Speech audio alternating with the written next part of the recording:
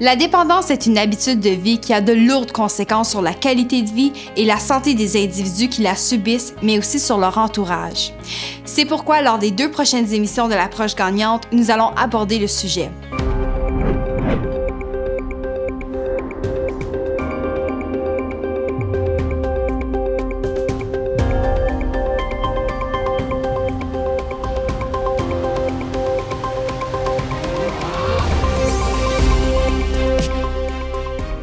Aujourd'hui, nous allons expliquer qu'est-ce qu'une dépendance et qu'est-ce qu'une addiction, ainsi que les divers types qui existent avec la psychothérapeute autorisée et la superviseure du programme intensif par intérim du Centre Le Cap, Yolène Deschaines.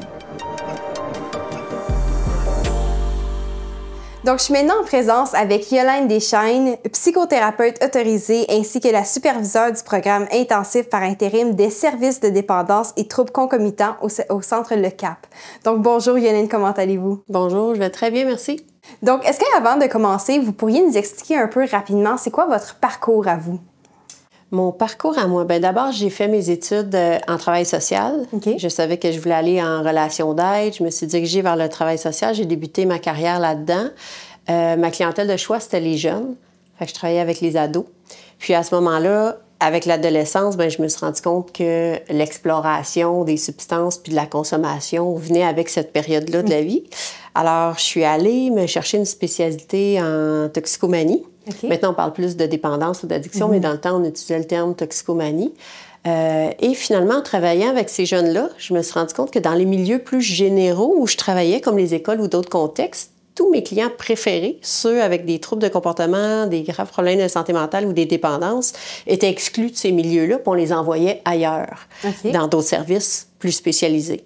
Fait qu'à un moment donné, je me suis dit, si c'est là qu'ils vont, c'est là que je vais aller moi aussi. Donc, je me suis ramassée à travailler en dépendance, puis je suis allée me spécialiser encore. J'ai fait ma maîtrise là, en intervention en toxicomanie, puis c'est comme ça que je me suis ramassée au Cap. Dans différents postes, je me suis promenée. Là. Parfait. Donc, si on commence vraiment de façon très générale, donc quand on parle de dépendance, c'est quoi les types de dépendance qu'il y a? Bien, il y a différents types de dépendance, puis il y a différents termes pour définir la dépendance. J'ai parlé de toxicomanie, qui est un terme qui existe, mais maintenant, on utilise plus un terme général où on va parler de dépendance qui englobe beaucoup plus de choses. On a le terme addiction aussi, qui est souvent confondu comme si c'était des synonymes, alors qu'il y a des petites nuances, dans le sens qu'on peut avoir une dépendance sans avoir une addiction. Puis oui, je vois le non-verbal dans votre visage. Puis quand on parle d'une addiction, on parle vraiment d'une perte de contrôle, puis d'une compulsion. Puis au niveau de la dépendance, on peut être dépendant de quelque chose sans nécessairement perdre le contrôle. Je vais vous donner un exemple. Si, par exemple, moi, je dois prendre des médicaments pour ma santé physique qui sont prescrits, que je prends tels que prescrits, donc pas d'abus, puis pas dans le but d'aller chercher un effet autre que l'effet thérapeutique ou soignant que je veux, mais ça se peut que malgré moi, dépendamment de la médication qui m'est prescrite, je développe une dépendance physique, alors que j'ai pas un problème de dépendance, j'ai pas un problème d'addiction, mais du moment que je vais arrêter la médication, je vais peut-être avoir des symptômes de sevrage qui sont normaux. Donc, on peut avoir une dépendance à quelque chose, dépendamment des contextes, sans que ça soit une addiction. Fait qu'il y a une petite nuance. Donc, autre que les substances, il y a plein d'autres choses. On pourrait en nommer une panoplie. Quand on pense aux substances, on pense d'abord à drogue de rue, mais l'alcool est une substance, la nicotine est une substance, les médicaments dont je parlais, qui soient en vente libre, donc sur les tablettes ou prescrits, ou des médicaments prescrits qu'on achète dans la rue. On peut y aller avec tout ce qui englobe la technologie, donc l'utilisation des téléphones, tablettes, ordinateurs et autres. Donc, tout ce qui est relié à Internet, tout ce qui est le jeu, les consoles de jeux, tout ce qui est les jeux de hasard, donc qui implique des jeux de hasard, des jeux d'argent. On peut y aller dans le travail, on peut y aller dans la nourriture, dans les achats compulsifs, même les sports en lien avec l'adrénaline de façon compulsive. On peut y aller dans... C'est le plus connu, là. Sexualité. Donc, on pourrait faire une grande une grande liste là, des comportements Oui. de dépendance. Puis on peut en avoir plus qu'un, Oui. comme on peut avoir plus qu'un problème de santé en même temps dans la vie. Là. Un n'exclut pas l'autre. Oui. Et là, vous avez mentionné que la dépendance, c'était vraiment comme on a besoin de ça. L'addiction, ça devient que c'est incontrôlable. Donc, lorsqu'on parle de façon générale, quand est-ce qu'on peut savoir personnellement qu'on a atteint ce point de dépendance-là avec peu importe les types de dépendance? Bien, il y a deux grandes branches à la dépendance, qui est la dépendance physique puis la dépendance psychologique. Donc, on peut avoir les deux. On peut avoir juste un des deux. Fait que c'est des bons indicateurs. Donc, dépendance physique, ça veut dire qu'on a... notre corps s'est habitué à une substance ou à un comportement. On est plus... Au niveau de la dépendance physique, on est plus en lien avec les substances. Mais donc, on a développé peut-être un effet de tolérance et ça veut dire que si on arrête ou on diminue, on va avoir des effets de sevrage physique. Donc, ça, c'est un bon indicateur. Puis au niveau psychologique, bien, ça va être plus une sensation de bien-être qu'on va rechercher. Donc, avoir l'impression qu'on a besoin de la substance ou de faire un certain comportement pour soit se sentir bien ou soit pour éviter de se sentir mal. Donc, ça, encore là, c'est des bons indicateurs. Et les conséquences que ça peut apporter dans notre vie, parce qu'on peut avoir des conséquences sans avoir une dépendance. Puis on va revenir, je pense, aux conséquences, mais par exemple, si moi, en ce moment, je suis intoxiquée parce que j'ai consommé de l'alcool, puis que je vais prendre ma voiture, puis qu'il m'arrive un accident ou que je me fais intercepter, et bon, fait que là, on voit la panoplie de conséquences possibles, alors que j'ai pas nécessairement une dépendance ou une addiction. J'ai fait juste un bien mauvais choix. Là. Donc, on n'est pas obligé d'être dépendant pour vivre des conséquences. Oui. Puis, justement, les impacts de la dépendance sur soit notre bien-être social ou notre bien-être mental, ça peut ressembler à quoi? Bien, il y a différentes catégories de conséquences. On peut avoir des conséquences dans toutes les catégories ou juste dans certaines, dépendamment de l'ampleur de notre problématique et ou du temps. Évidemment, physique et psychologique, on en a parlé. Mais il peut en avoir aussi sur le travail ou l'école, dépendamment de notre âge ou notre occupation. Quand on est jeune, notre job principal, c'est d'aller à l'école. Plus tard, c'est de travailler. Puis des fois, il y a combinaison des deux au niveau familial. Donc, ça a un impact. C'est sûr que la dépendance et l'addiction ont un impact sur l'entourage. Fait que peu importe je suis dans quelle position de la famille, ça a un impact sur soit mes enfants, soit mon couple, soit mes parents, soit la fratrie, soit la famille élargie, donc familiale, sociale. Donc, ça peut avoir un impact sur mes relations avec mes amis ou un changement d'amis financier. Évidemment, que ce soit les substances, mais que ce soit le gambling, même tout ce qui est utilisation d'Internet ou console de jeux. Donc, il y a des coûts associés à ça. La plupart des jeux, tu as des fonctions de base, mais si tu veux performer, il y a des coûts associés. Autre que le coût du jeu, il faut des beaux habits, il faut des armes, il faut des munitions, il faut des véhicules. Donc, il y a toujours des coûts associés. On peut avoir des conséquences légales, dépendamment des choix qu'on fait, puis des conséquences qui arrivent. Donc, on a une panoplie de conséquences, puis ça ne veut pas dire qu'on s'en rend tout compte, mais souvent, ils sont là où ils vont venir. Oui. Puis, on a mentionné à quelques reprises l'impact de la santé mentale. C'est quoi le lien entre la dépendance et la santé mentale? Ça, c'est une très grande question. C'est un peu comme l'œuf ou la poule. Hein? Qu'est-ce qui arrive en premier? Ce qu'on sait de façon certaine, c'est que les deux ont une influence un sur l'autre et qu'il faut traiter les deux en même temps. Si on remonte dans le temps, c'était un peu comme si les gens qui travaillaient en dépendance disaient « Bien, va régler tes problèmes de santé mentale, puis après ça, reviens. On va s'occuper de ta dépendance. » Puis à l'inverse, les gens qui travaillaient en santé mentale disaient « Ça va être difficile de t'aider parce que tu as une dépendance. Va traiter ta dépendance, puis quand tu consommeras plus, bien reviens, on va traiter ta santé mentale. » Alors que les deux sont interreliés, puis ils ne se distinguent pas comme ça. Donc l'idéal, c'est de traiter les deux en même temps, de façon simultanée, mais pas en parallèle. Donc, par la même équipe, soit la même personne ou la même équipe traitante qui vont travailler les deux ensemble et non dans deux organismes qui ne se parlent pas, par exemple. Ouais. Parce que on ne peut pas parler de dépendance dans une rencontre sans parler de l'impact sur la santé mentale et vice-versa. C'est interrelié. Donc, qu'est-ce qui arrive avant? Les deux ont une influence un sur l'autre. C'est-à-dire que si j'ai des défis avec ma santé mentale, ça risque de m'empêcher de bien prendre soin de ma santé physique. OK. Parce que peut-être que j'oublie mes rendez-vous, parce que peut-être que je suis un peu parano ou psychotique, puis que je pense que les médecins vont me faire du mal, parce que j'ai de l'anxiété sociale, puis que moi, je suis pas capable de sortir de chez moi puis de me rendre à mon rendez-vous en autobus. Peut-être que je suis tellement déprimée que j'ai pas d'énergie, puis que je suis pas capable de me rendre. Puis, à l'inverse, si je consomme tout ce qui est le facteur temps, les dates, l'heure, l'état dans lequel je suis va m'empêcher de me rendre à mon rendez-vous. Et plus je consomme, plus j'aggrave ma santé mentale.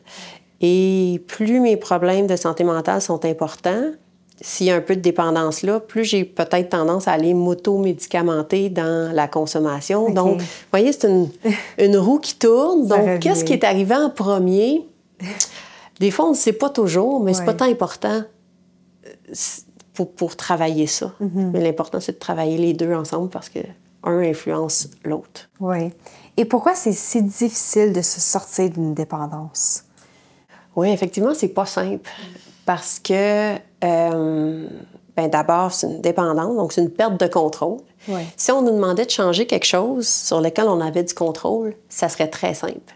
Mais quand on nous demande de changer quelque chose sur lequel on n'a pas de contrôle, puis qu'on n'a pas l'impression d'en avoir, qu'on a peut-être vécu déjà des échecs, on a fait des tentatives, puis on a échoué, donc on peut être découragé. Puis parce que traiter une dépendance, ou en tout cas travailler un problème de dépendance ou d'addiction, c'est pas juste arrêter de consommer. Ça, c'est une partie. Puis c'est drôle à dire, mais c'est quasiment la partie la plus facile. Alors que c'est extrêmement difficile, mais arrêter de consommer, c'est cesser de faire un certain geste.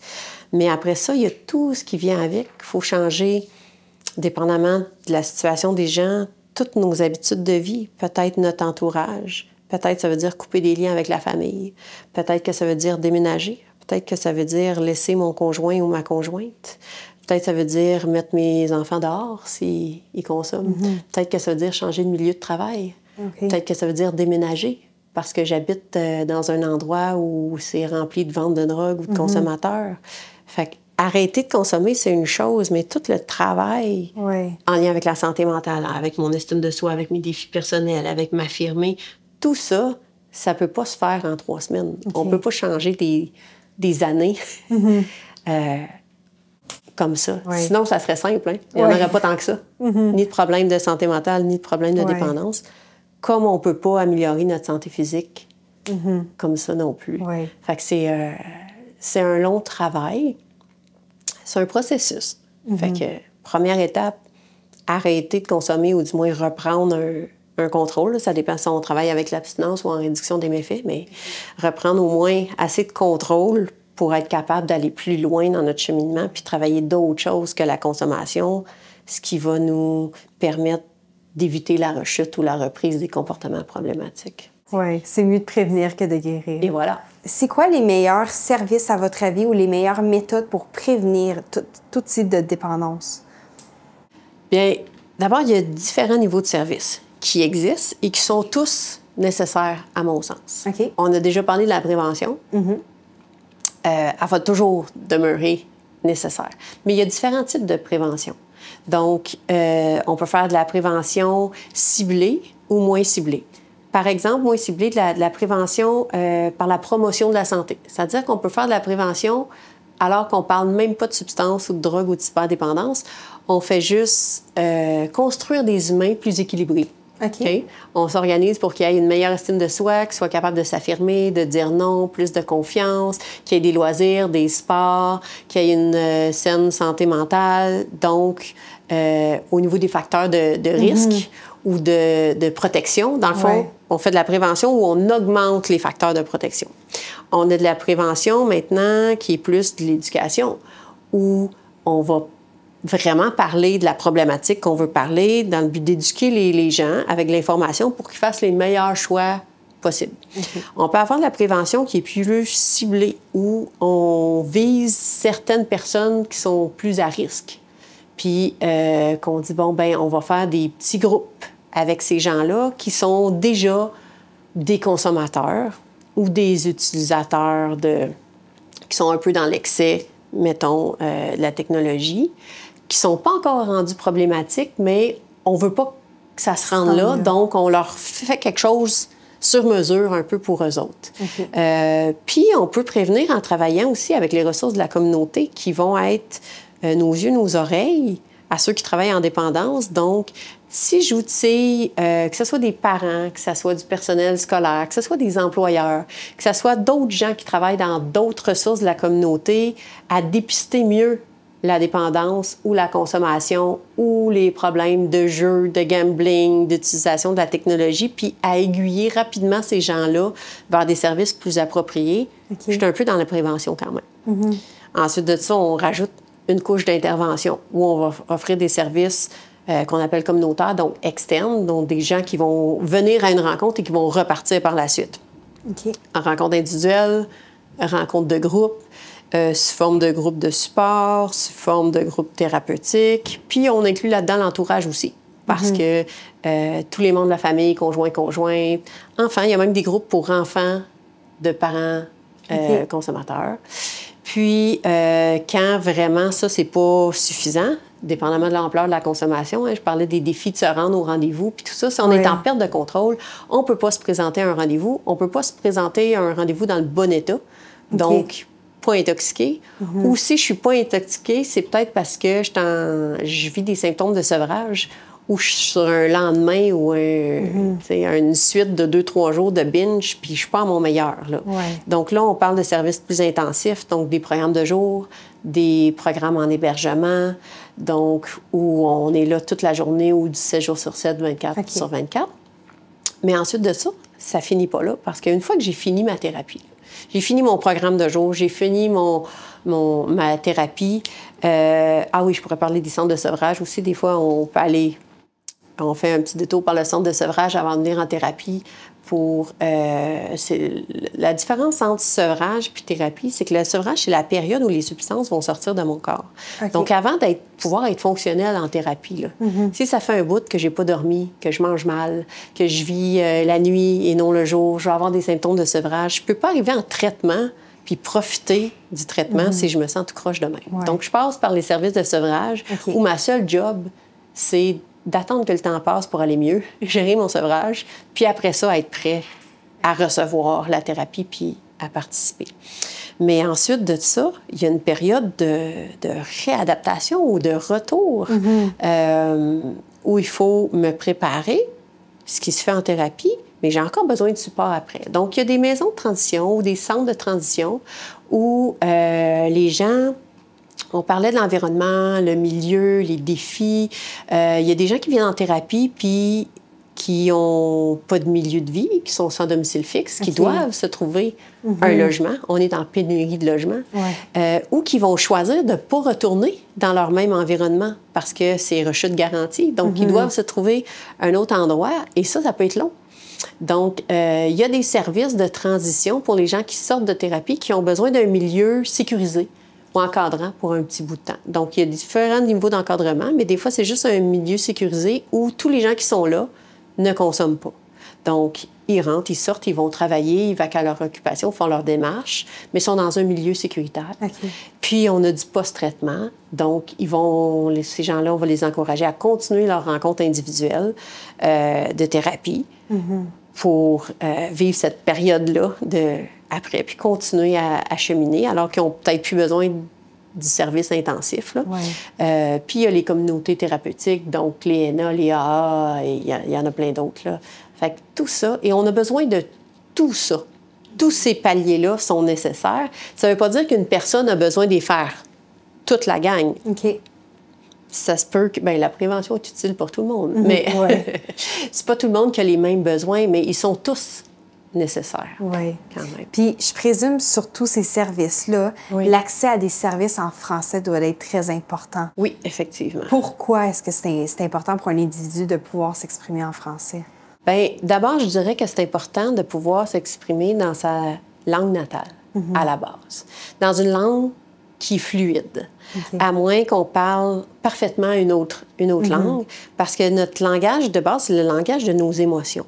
Donc, si moi, je viens recevoir des services, puis que j'ai un service qui n'est pas dans ma première langue, puis j'ai des défis au niveau de la langue, puis que je vis quelque chose de difficile, c'est pas le temps de chercher mes mots. Non. Puis j'ai pas le goût que l'autre personne me dise « Excuse-moi, je comprends pas ce que tu veux dire. » Puis j'essaie de dire que ça va pas pantoute. Oui. OK? Ça va pas bien. Ça va pas bien. Fait qu'on veut que ça soit fluide. Ça travaille mieux. Oui. Fait que c'est important. Puis pour le travail entre collègues aussi dans la communauté. Puis parce que dans les services bilingues, on sait qu'il y a souvent une majorité d'anglophones et une minorité de francophones. Dans les services, mais dans tout, là, si on pense juste aux études, là, dans les salles de classe. Hein, donc, on a des cours bilingues, puis on sait tous que le cours va finir en anglais, ou même s'il est donné partiellement en français, le manuel est en anglais. Ouais. Donc, fait qu'on veut des services unilingues francophones dans, idéalement, tous les niveaux de service, comme j'ai nommé. Et est-ce que vous diriez que la quantité de services qu'on a en français dans la région est suffisante pour la demande? Ici, à Ottawa, on est quand même chanceux, beaucoup plus qu'en région. Okay. On a beaucoup plus de services, évidemment. Est-ce que c'est suffisant ou pas? Il y a toujours des listes d'attente partout. Fait que dans la mesure où il y a une liste d'attente, on pourrait à la limite dire non, c'est pas suffisant. Je pense qu'on peut toujours faire mieux, plus. Des fois, c'est pas tant le nombre de services, mais l'accessibilité ou le chemin d'accès. Parce que plus l'accès est difficile, moins c'est connu. Des fois, il y a des services qui sont là. S'ils sont pas connus, c'est pas très utile. Si le chemin d'accès est compliqué, c'est pas très utile. Puis, la motivation, elle fluctue, pour tout dans la vie. Que ce soit pour la recherche de services en lien avec les dépendances ou d'autres choses. Donc, c'est un peu comme une fenêtre ou une porte. Il y a des gens pour qui la motivation va être plus stable, mais quand elle fluctue, du moment que j'ai quelqu'un dans mes services, si moi je travaille dans une autre ressource de la communauté, je travaille en santé mentale, je travaille dans une école avec des étudiants, je travaille dans une ressource d'aide alimentaire, OK? Puis là, j'ai quelqu'un qui a des défis avec une dépendance, puis veut jamais d'aide, puis à un moment donné, elle me dit « Sais-tu quoi? Là, je suis tannée. » Oui. Donc, c'est comme si ma fenêtre était ouverte, ma porte est ouverte, puis moi, je dis « Si tu ne mets pas ton pied dans la porte, là, puis qu'elle referme, ça se peut qu'il est trop tard, il soit trop tard. » Donc, ta fenêtre d'opportunité, elle n'est pas grande. Quand la personne est motivée, ça veut dire qu'il faut que tu sois capable rapidement qu'elle se rende au service. Ça ne veut pas dire être arrivée avec sa valise là, au centre de sevrage ou au traitement résidentiel, mais qu'il y ait déjà un rendez-vous de prix, un rendez-vous d'organiser, une date, une heure. Tu sais, si on tombe sur une liste d'attente, le temps qu'on va être rappelé, ça se peut qu'on soit bien ailleurs. Là. Donc, plus le chemin d'accès est rapide, plus il y a des partenariats dans la communauté, plus on dit aux gens, oui, je sais quoi faire, je sais où appeler, oui, on va t'organiser ça. Okay. Plus ça commence vite, plus on a de chance que la personne se rende à la bonne place. Oui. Donc, je présume que les partenariats, c'est une stratégie qui fonctionne énormément pour rendre les services plus accessibles? Oui. Fait que là, on est plus à un niveau... C'est sûr qu'il y a une question de sous. Il y a une question politique là-dedans. Il y a une question de budget. Il y a une question de sous. La communauté francophone est petite à Ottawa. Donc, on a cet avantage-là là, d'être capable de se parler facilement. Puis, on travaille beaucoup depuis quelques années. Je dis « on », le CAP, mais... En général, la communauté a facilité les partenariats puis les chemins d'accès pour que ça soit beaucoup plus fluide, puis pas qu'il y ait de trous ou d'espace vide entre les paliers de services pour pas qu'on perde les gens. Est-ce qu'à votre avis, il y a d'autres choses qu'on pourrait faire pour rendre ces services-là plus accessibles que les partenariats? Bien, c'est sûr que les faire connaître, tu sais, avoir les services, c'est une chose. on en a parlé. Les faire connaître, ça, c'est une autre chose. Puis dans la prévention, je vais le rentrer là-dedans, outiller les gens, que ce soit les gens de la communauté comme l'entourage, OK? Famille, amis, personnes en contexte d'autorité, le professeur, directeur d'école, ou des professionnels, que ce soit de la santé, que ce soit du milieu de la santé mentale. Donc, les outiller à avoir ces conversations-là, les outiller avec le dépistage. Qu'est-ce qu'on dépiste? Comment on cible ces personnes-là dans le besoin? Comment les reconnaître? Donc, qu'est-ce qu'on veut reconnaître? De la même façon qu'on va outiller des gens dans le domaine de la santé à reconnaître des problèmes de santé physique. On veut outiller les gens de la communauté dans la relation d'aide à faire « Oh, comment on sait que la personne elle pourrait peut-être avoir un problème de consommation? » Puis ensuite de ça, comment on a cette conversation-là? Parce qu'une fois qu'on les a dépistés, là, ces gens-là, on leur dit quoi? Je pense que tu prends de la drogue. OK. Fait que comment on amène ça pour être bien reçu? Puis on peut les aiguiller vers un autre service. Mais comment je fais pour qu'ils aient le goût d'y aller? Tu sais, de juste leur dire « Hey, tu peux aller là », puis donner les coordonnées, c'est une chose. Puis je peux dire « Moi, j'ai fait ma job. Mais comment je vais faire pour que vraiment ils voient la nécessité d'y aller, qu'ils soient capables de s'y rendre? » J'ai parlé tantôt de l'impact de la santé mentale sur la santé physique et vice-versa, de la personne qui a de la misère à sortir de chez elle pour se présenter à un rendez-vous, de la personne qui va pas assez bien, la personne qui n'a pas les moyens. Donc, tout ce bout-là, ça, c'est des bouts sur lesquels je pense qu'il faut encore travailler pour rendre nos services plus accessibles. C'est un autre niveau d'accessibilité. Oui. Puis une dernière question pour vous. Est-ce qu'il y aurait un aspect, selon vous, dans notre communauté ou dans notre société qu'on devrait changer qui pourrait aider à prévenir la dépendance? Bien, la dépendance, c'est encore quelque chose sur lequel il y a beaucoup de tabous, de préjugés, de jugements. Fait en parler, oui. Donc, mais en parler pas nécessairement en mal, de l'ouverture. Donc, normaliser l'exploration des choses à l'adolescence, les défis. Donc, travailler à être plus empathique, plus de support, moins dans le jugement pour que les gens, pour qu'ils soient un défi, soient plus à l'aise de le dire ou demander de l'aide, puis soient moins tentés de le cacher. Puis, je pense que ça pourrait aider beaucoup, effectivement. Donc, c'est vraiment toutes les questions que j'avais pour vous aujourd'hui. Je vous en remercie énormément. Bien, merci beaucoup de m'avoir reçue. Ça m'a fait plaisir.